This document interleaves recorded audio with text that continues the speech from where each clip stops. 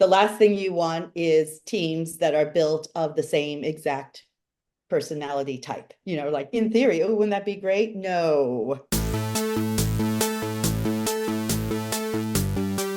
Hey everyone, welcome back to the Pineapple Improv Show. I'm your host, Mike Brown, and today we are talking creating an atmosphere for growth. Today, my guest is Kathleen Spinelli, coming all the way from Midtown Manhattan. Kathleen, how are you today? What's going on? How have you Hey, been? Mike, how are you? I'm doing well. Monday morning. Let's do this. Oh, Monday morning, here we are. Kathleen, can you tell us a little bit about where do you work and what is it exactly that you do? All right. I am Senior Director of International and Client Sales for the publisher Abrams Books.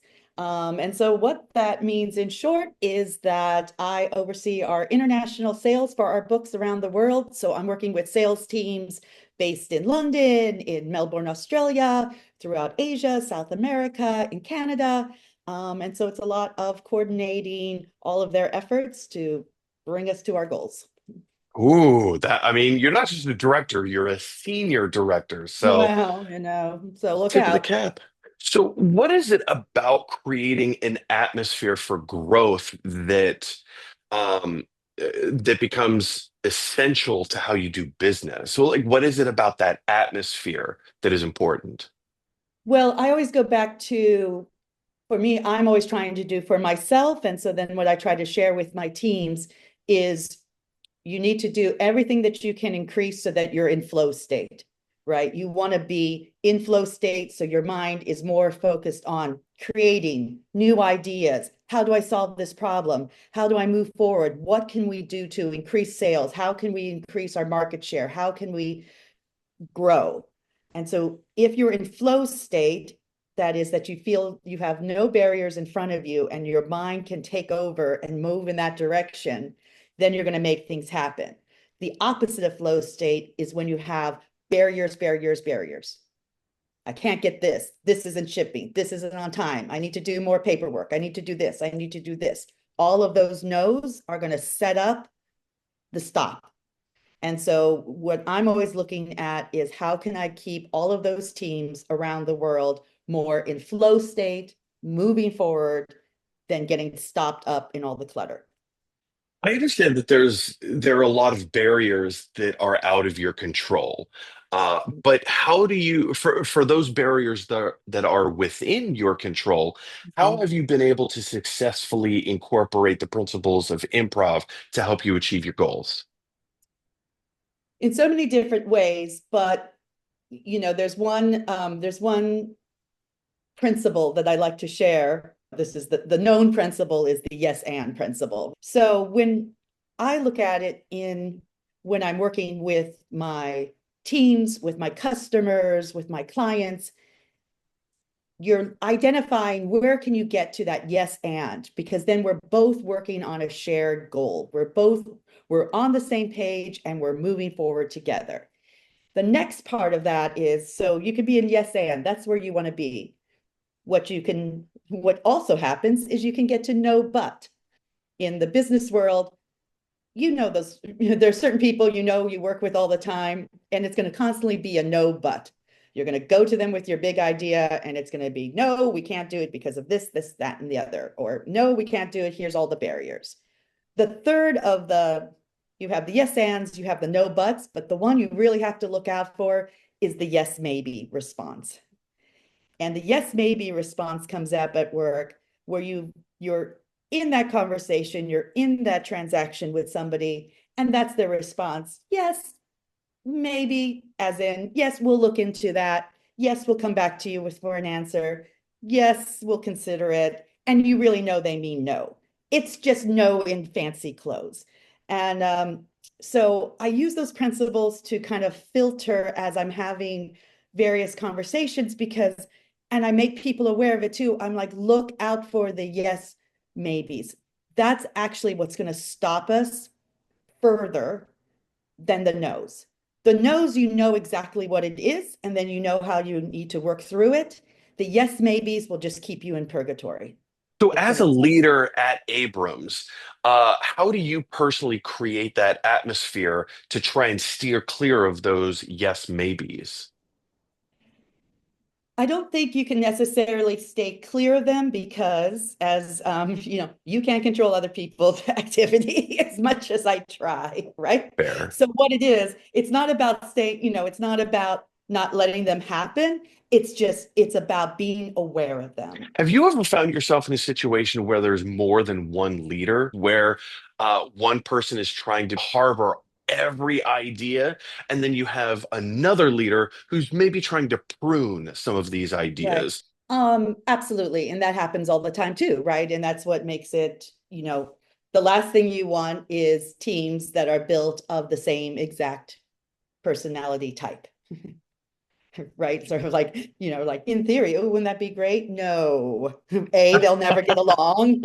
B, it's not going to happen, right? Having that full understanding, that 360 understanding of what we're doing, of our goals, of our processes, then that's going to allow everybody from their unique perspective to whatever they're going to be able to contribute to. So of course, this side is going to say like, oh yes, of course we should increase the budget and we should do this, this, and this.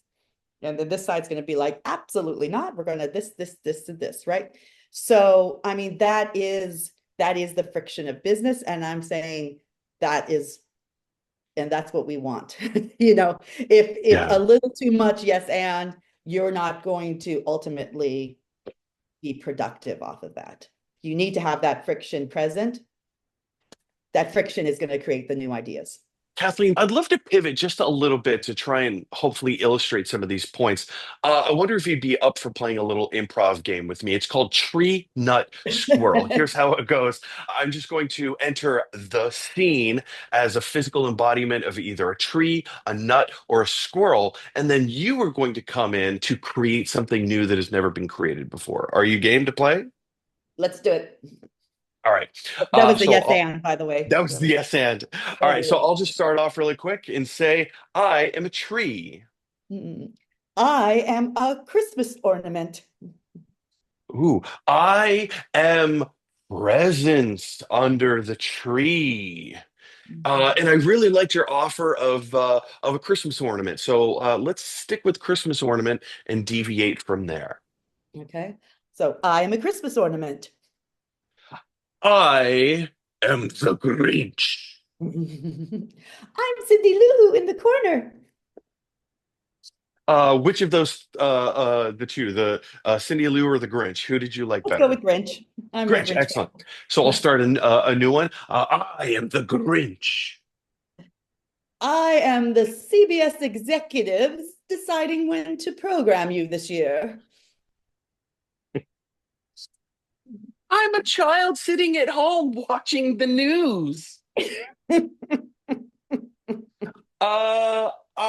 This may be biased, but I really enjoy the child sitting at home watching the news. So I'm going to start off with that one. Child sitting at home watching the news.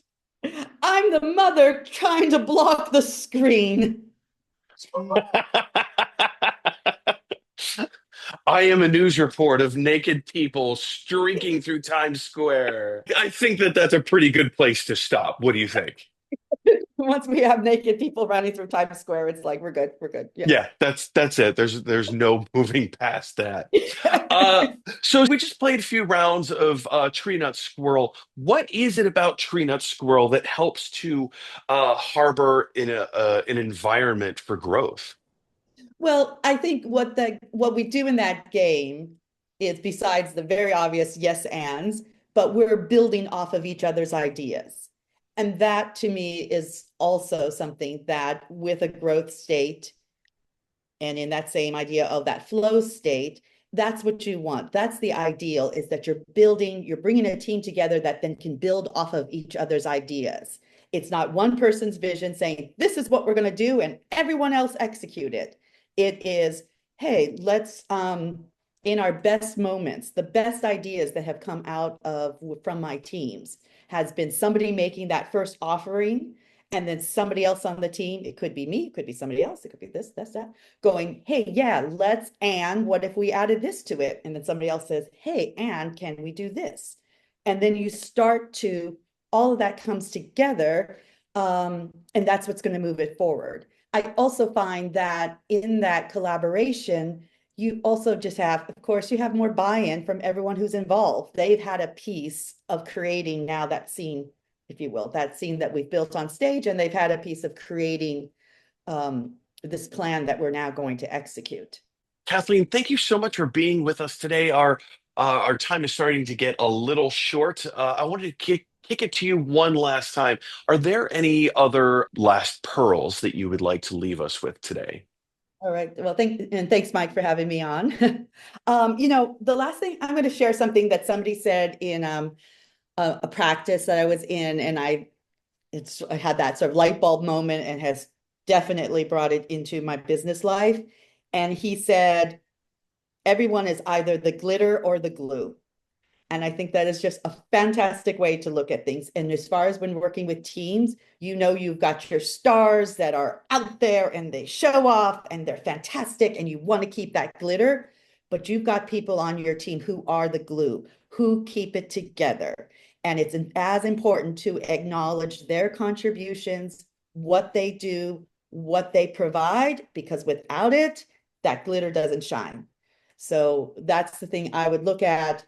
I do that all the time in those moments too. I think of like, here, who's my glitter? Here's my glue, both equally important. And how do I foster the best atmosphere for both of those sides to thrive? Kathleen, thank you so much for being with us today. I learned a lot. I hope everyone else did as well. I love playing Tree Nut Squirrel with you. And just a reminder, everyone, the Pineapple Improv Show comes out every Wednesday at noon Eastern Standard Time. Again, huge thanks to Kathleen Spinelli for joining us today. And until next week, have a great one.